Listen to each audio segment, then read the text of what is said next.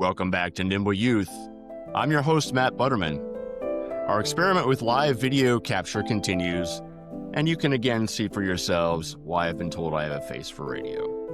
If I haven't scared you away already, you can watch our episodes on our new YouTube channel, and as always, you can find audio-only versions of the Nimble Youth podcast on all major podcast platforms.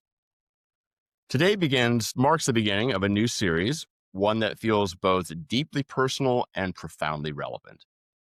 Over the next few episodes, we'll explore the lives of people who grew up with various mental health conditions, and we'll explore their struggles, their triumphs, and the important roles that family and community played in their growth and development.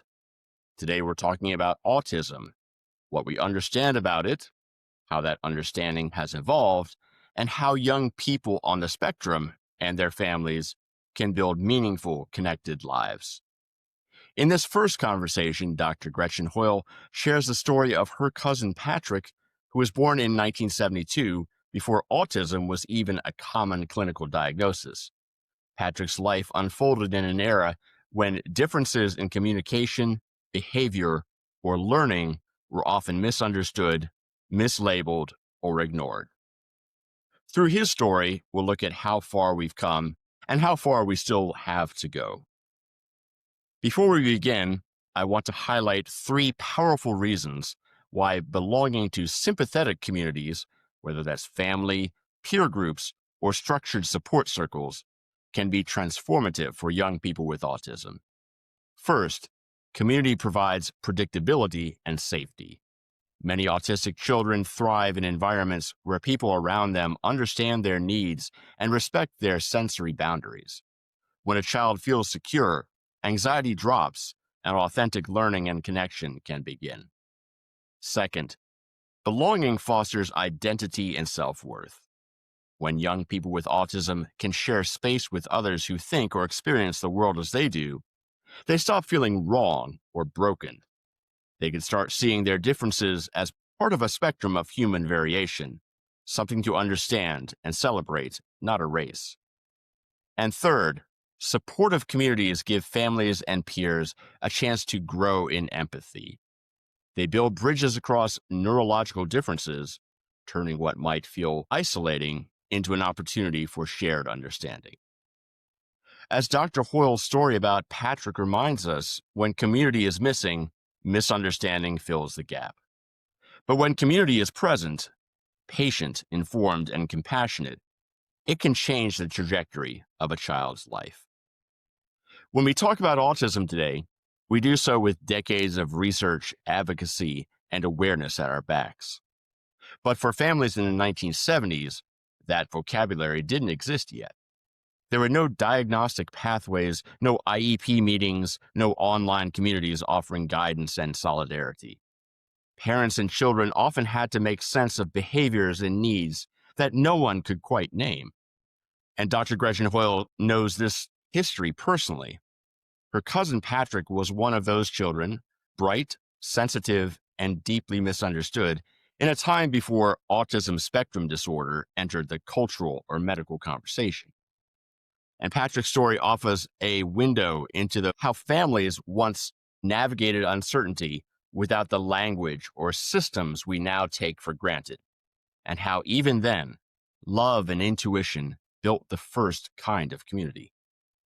So Dr. Hoyle joins us now to share Patrick's story. So I guess, Dr. Hoyle, let's start with some of the background of Patrick's life. Sure. And thanks so much for having me. This is a story that I've held close for decades, and it still shapes the work that I do every day in clinic. I grew up in a really close family. There were 9 cousins on my mother's side, including my sister and myself. And all of us were within 4 to 5 years of each other. And so we were always together. I remember growing up holidays and weekends at my grandmother's house, and summers in the backyard and in the pool. And it was really loud and chaotic and really, really fun. And so one of my cousins was named Patrick, and he was 2 years younger than me. I was the 3rd oldest in this group, and he was the 7th. So that sort of gave me like an older sister. He was a younger brother vibe, but it also sort of shows you how tight in age we were. He was only a couple of years younger, but there were so many of us all at the same age that we had a sort of built in group to play with. And so even as kids, though we knew that Patrick was different, not worse or less than anybody else, but just different. He was really, really bright. One Christmas, he got an almanac, and that became his thing. He would carry the almanac everywhere he went, and he memorized capitals of countries that most adults had never heard of. Plus, he knew their population and imports and weather patterns, and it became kind of a sort of a family game or like little parlor trick, where you just ask Patrick what's the capital of, and then some country that you heard on the news, and he would always know. This was really fun and interesting. But he had a lot of challenges as well. So we grew up in a generation where we spent, most of the time playing outside, lots of games and sports. Um, and for him, physical coordination was really hard. So group games often needed some accommodations. And so one of the things that we did back in that era, we chose up teams, you tried to make them even. And so that meant, matching up his skills with kids who are maybe a little more coordinated and a little bit better at the sport. And that tend to make it so that everybody could enjoy the activity. I remember when we were young at Easter, we'd have an Easter egg hunt in the backyard every year. And my grandmother's yard had a tree that split about 3 feet off the ground. And the Easter bunny would place in plain sight in the crook of that tree an egg. And all of us knew that that was the Patrick egg. That we weren't going to take that one because that one was for him to find. It was interesting in that like things that were hidden would have been really hard for him to find, and so we had to sort of help with that. Sometimes the older cousins would call him over to an area to get him to help us look, and he would find an egg in that setting as well. But it was interesting because like the things that were hidden or nuanced were harder for him. And that I think was true, like with social interactions as well. He was happiest when he was with us, his cousins. He told me that multiple times growing up. And again, as an adult, he was really gentle and sweet, but he was also easily frustrated at times. Had to work really hard to sort of regulate his emotions, which was a skill that he and all of us, I think, are still is a life skill to learn. And at the time, in the 1970s and early 80s, autism wasn't a widely diagnosed condition. We didn't really have the language for what we saw for him. But as I got older and then went to college and took an intro to psych class and then took some developmental psychology and then went to medical school and pediatrics residency, it became clear to me that what Patrick had was autism. Right. So I'm listening to your description of Patrick, and I'm recalling some of my own childhood experiences. I learned to read by looking at maps, and I too could tell you the capital cities of many obscure countries, like the African nation of Burundi, which is Bujumbura. I did not Google that, so you can check me on that. But I too was somewhat socially awkward as a child. But that improved when I got to college, maybe. But what are some of the things that would now lead to a diagnosis of autism versus someone who is just neurodivergent? Sure. So that is it's a soft like division between people who have a diagnosed or who qualify for a diagnosis of autism versus folks who are just what we call neurodivergent. And sometimes it depends on, who's doing the evaluation and what, how they're proceeding with that. But the core symptoms of autism, especially that, we see in clinic and that I really felt like I was seeing in real time with him as we were growing up, was some struggles with communication. And so things that were inside jokes or things that we were challenging for him. Like he was very much taking things literally. And that was, as you get a little bit older in age and you start to recognize that there's nuance in language, that was a real like challenge for him. He was a very good reader, but the nuance part of it was hard. So the communication The like social interaction was really hard.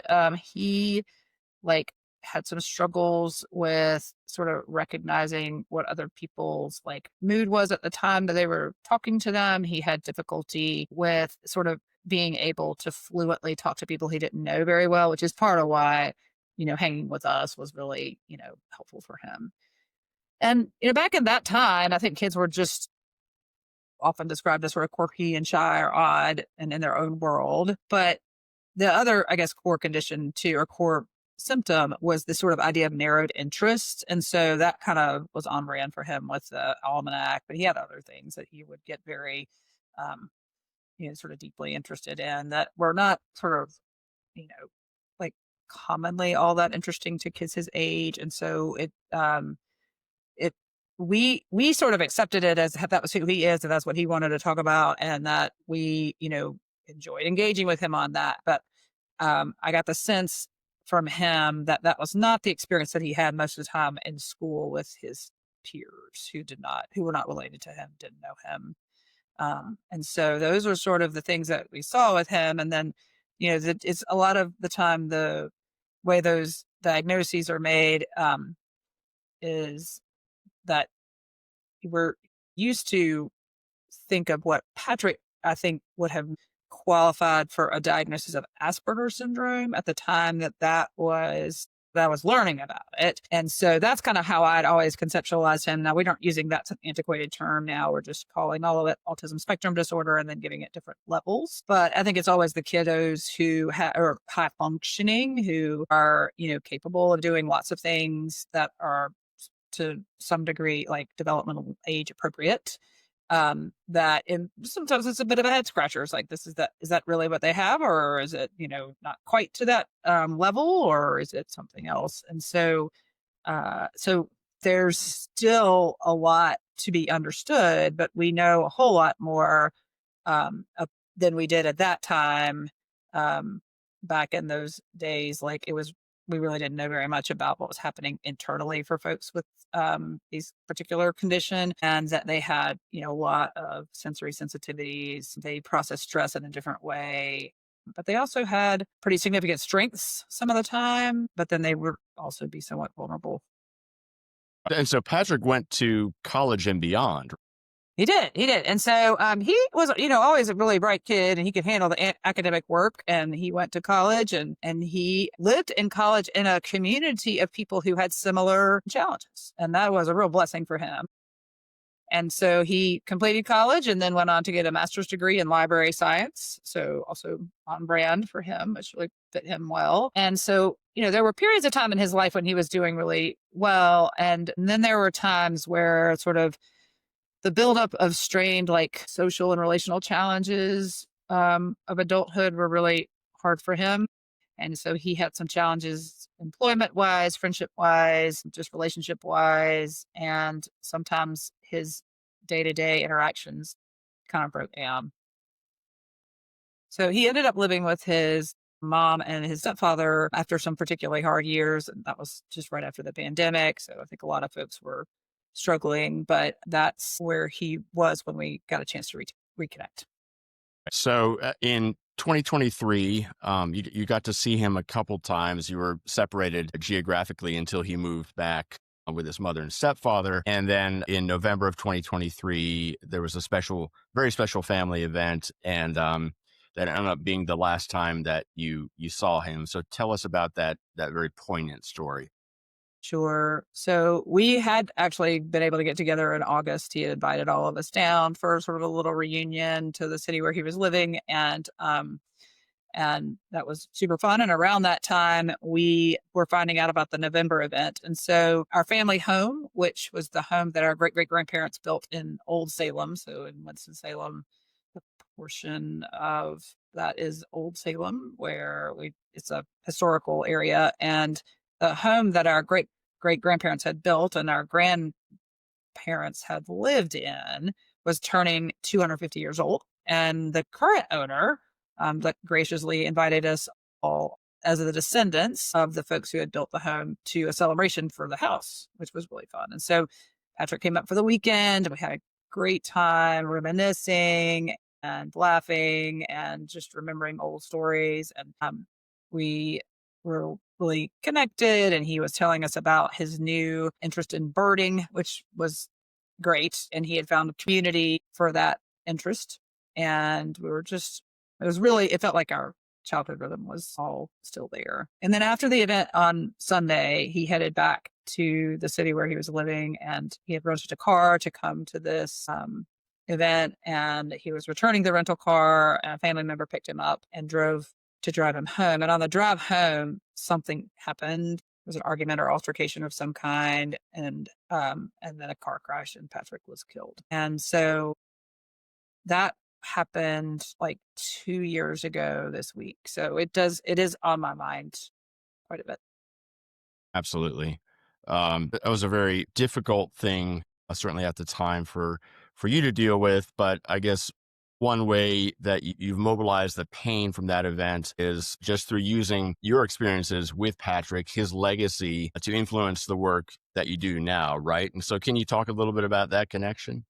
Sure. So absolutely. So I feel like Patrick is with me like every day in clinic. When I meet a child who's really bright but really sort of socially isolated, or when I meet a teenager who feels different and can't really tell me why, when a parent tells me, I don't know how to help my child make friends, when I see anxiety or depression that's layered on top of autistic traits, then I see him. And I remember him as someone who really craved community.